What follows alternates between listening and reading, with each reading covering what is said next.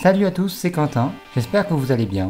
Dans cette nouvelle vidéo, nous allons voir comment bien utiliser les styles de paragraphes sur InDesign. Nous verrons donc l'utilité des styles, comment en créer et en ajouter, comment les modifier et comment en supprimer. Allez, c'est parti. Alors, qu'est-ce qu'un style de paragraphe? C'est un ensemble d'attributs que vous pouvez appliquer rapidement à un paragraphe entier. Ça permet de garantir une apparence cohérente du texte dans votre document. Un style peut s'appliquer par exemple sur la taille de police, les couleurs ou encore son espacement. Les styles de paragraphe facilitent aussi le formatage de votre document. Par exemple, si vous appliquez les styles titres à tous vos titres de votre document et que plus tard vous décidez de changer leur couleur, vous pourrez modifier la couleur de votre titre style et tous vos titres seront mis à jour automatiquement. Si cette explication est un peu compliquée pour vous, ne vous inquiétez pas, nous allons voir un cas concret tout de suite. Allez, passons sur le logiciel InDesign. Une fois que vous avez créé votre document avec les paramètres et le format désiré, vous allez devoir importer votre texte et le mettre sur votre document InDesign.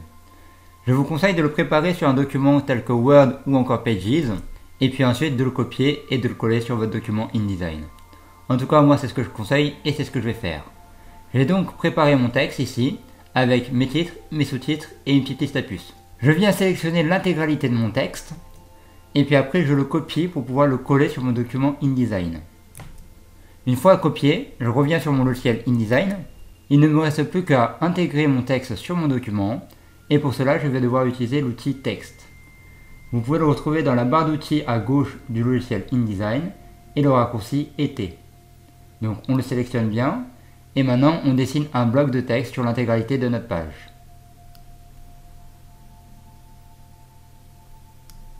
Une fois que vous avez dessiné votre bloc, vous pouvez coller votre texte. On peut s'apercevoir qu'on a un petit carré rouge qui s'affiche ici. Ça veut dire qu'il y a du texte en plus. On revient donc sur l'outil sélection qui se trouve dans la barre d'outils à gauche. Et on va cliquer sur le petit carré en couleur, ici. Et maintenant, on a la suite du texte qui est sur notre curseur. Et pour pouvoir donc le coller sur notre document, on vient se positionner sur la page suivante. Et on fait un clic gauche à l'aide de notre souris. Et la suite du texte apparaît. Nous allons maintenant passer à la mise en page de notre texte. Et pour cela, il va falloir créer et appliquer des styles de paragraphe. Pour cela, vous aurez besoin de votre panneau style de paragraphe. S'il n'est pas présent sur votre plan de travail InDesign, vous allez pouvoir l'afficher en allant dans les menus en haut. Vous choisissez fenêtre, puis après vous allez choisir style, et puis style de paragraphe. S'il y a une petite check devant, ça veut dire qu'il est bel et bien affiché sur votre plan de travail. Et si ce n'est pas le cas, vous cliquez dessus pour pouvoir l'afficher. Nous allons maintenant commencer à créer notre premier style de paragraphe. Dans un premier temps, on vérifie qu'aucun élément n'est sélectionné dans notre document. À l'heure actuelle, vous voyez, j'ai sélectionné ce bloc-là. Il faut que je le désélectionne. Pour cela, je clique dans le vide. Et là, je n'ai aucun élément sélectionné dans mon document. Pour pouvoir créer un nouveau style de paragraphe, vous devez aller sur le petit plus qui se trouve en bas de votre panneau, créer un nouveau style. Votre style vient d'apparaître ici. Il se nomme style de paragraphe 1. Pour pouvoir appliquer de nouveaux paramètres, vous devez cliquer 2 fois dessus. Dans une nouvelle fenêtre, vous allez pouvoir donc modifier tous ces paramètres. Dans un premier temps, vous allez pouvoir nommer le titre de ce style. Par exemple, titre principal.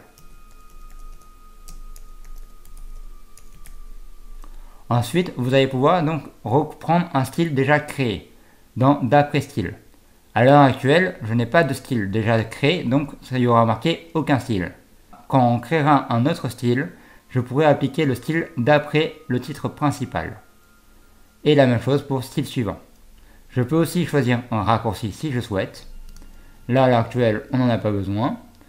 On peut voir que sur la colonne de gauche, nous avons donc tout un tas de paramètres possibles. On ne va pas tous les voir, mais il faut savoir que vous allez pouvoir vraiment configurer votre style à votre guise. Dans un premier temps, nous avons les formats de caractères de base.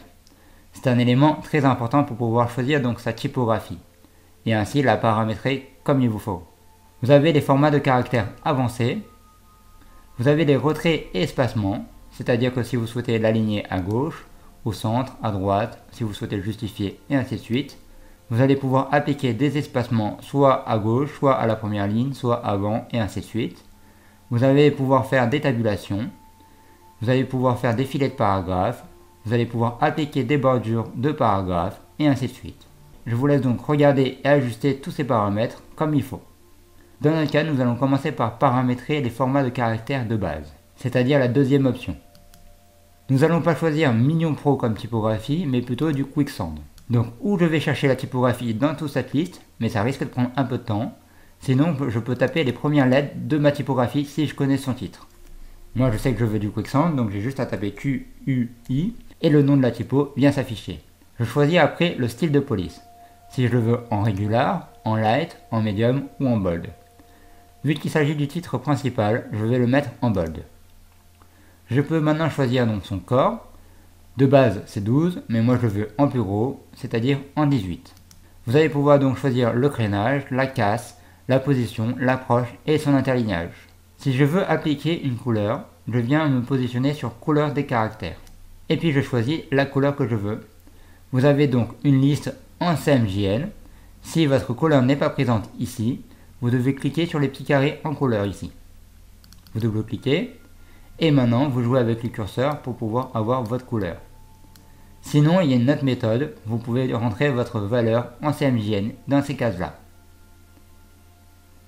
Dans mon cas, je vais cliquer sur le bouton Annuler et je vais choisir cette couleur-là. Je le répète dans beaucoup de mes vidéos, mais si vous travaillez pour un document impression, c'est-à-dire un document print, vous devez travailler absolument en CMJN, c'est-à-dire cyan, magenta, jaune, noir, et pas en RVB, rouge, vert, bleu. Et dès que j'ai terminé de valider toutes mes options, je peux cliquer sur le bouton OK.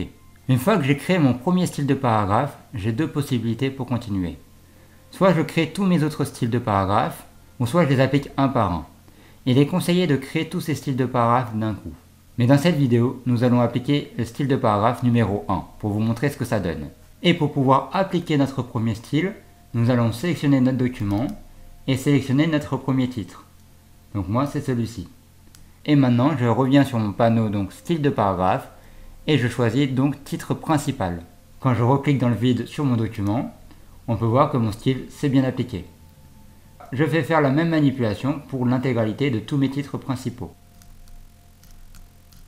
Une fois que j'ai terminé, je peux créer mon deuxième style. Pour pouvoir en créer un nouveau, nous retournons donc sur notre panneau style de paragraphe et nous allons en bas cliquer sur le petit bouton plus. Un nouveau style vient d'apparaître et il s'appelle comme tout à l'heure style de paragraphe 1. Avant d'appliquer ou de modifier un nouveau style, vous devez vérifier qu'il n'y a aucun élément sélectionné sur votre document. Nous pouvons nous apercevoir qu'à l'heure actuelle, notre titre principal est sélectionné.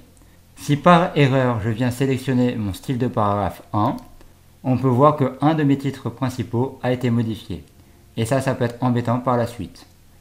Donc on revient se positionner sur notre bon style de paragraphe qui est ce titre principal. Et puis là, on va aller chercher l'outil sélection qui se trouve dans la barre d'outils de gauche. Et après, on vient cliquer dans le vide. Et maintenant, on n'a aucun élément de sélectionné sur notre document. Nous allons maintenant pouvoir configurer notre nouveau style. Pour cela, vous devez double-cliquer sur son titre. Dans la nouvelle fenêtre, vous allez commencer par le renommer, par exemple titre secondaire.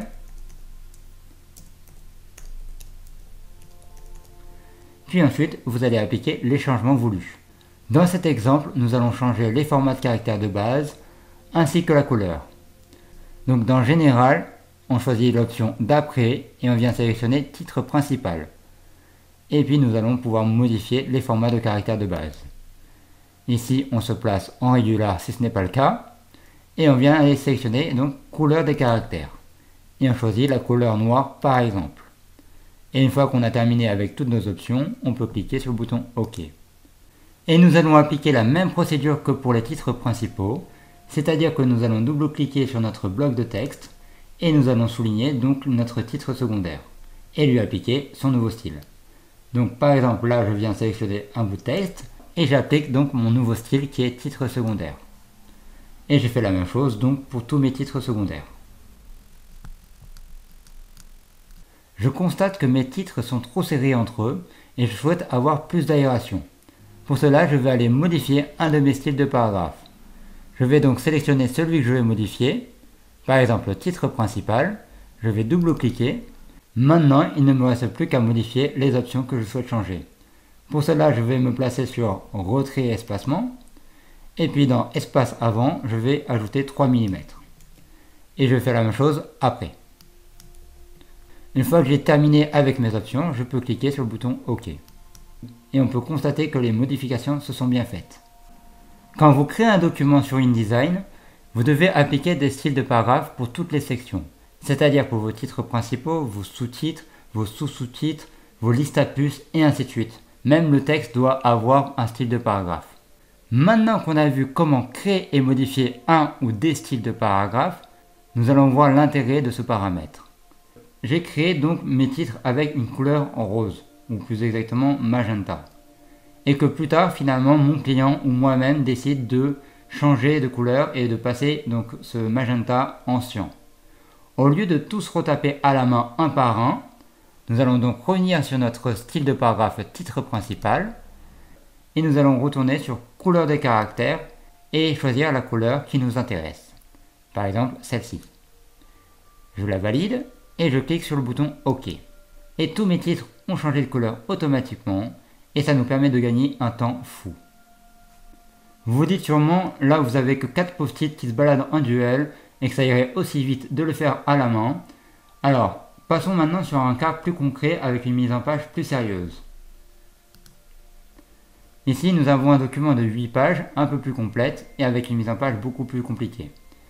Imaginons maintenant qu'il y ait 32 pages ou plus et que mon client décide de me changer les titres au dernier moment. Si je dois changer tous mes titres à la main, je pense que j'en aurai pour un temps fou. Il est favorable et conseillé donc d'utiliser les styles de paragraphes pour gagner du temps et pour pouvoir livrer votre document à temps. J'espère que vous avez compris tout l'intérêt des styles de paragraphes et il ne nous reste plus qu'à voir comment en supprimer un. Je retourne donc sur mon premier document et pour pouvoir en supprimer un, je sélectionne un des deux, donc par exemple le titre secondaire et je viens après sélectionner donc la petite corbeille pour pouvoir le supprimer. Là, on me demande si je suis sûr de vouloir supprimer. Si c'est le cas, je n'ai plus qu'à cliquer sur le bouton OK et il disparaît. Une dernière astuce avant de vous quitter, si par exemple vous avez modifié à la main un des styles de paragraphe, par exemple ici je vais sélectionner mon titre ici, et je vais modifier ici son corps, je vais le passer par exemple à 9. Vous voyez, j'ai un petit plus qui vient apparaître sur mon style de paragraphe. C'est-à-dire que vous l'avez modifié à la main et ce n'est pas bon, il ne faut pas avoir de petit plus ici. Donc pour le réinitialiser, vous sélectionnez votre style de paragraphe où il y a un petit plus et vous appuyez sur la touche option de votre clavier et vous cliquez dessus.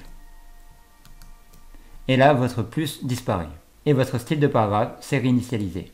Voilà, on arrive à la fin de ce tutoriel. J'espère que ça a pu vous aider. Si vous avez aimé la vidéo, n'hésitez pas à la liker et à la partager pour aider d'autres personnes sur ce contenu. Et moi, je vous dis à très vite pour une nouvelle vidéo. Allez, salut, salut!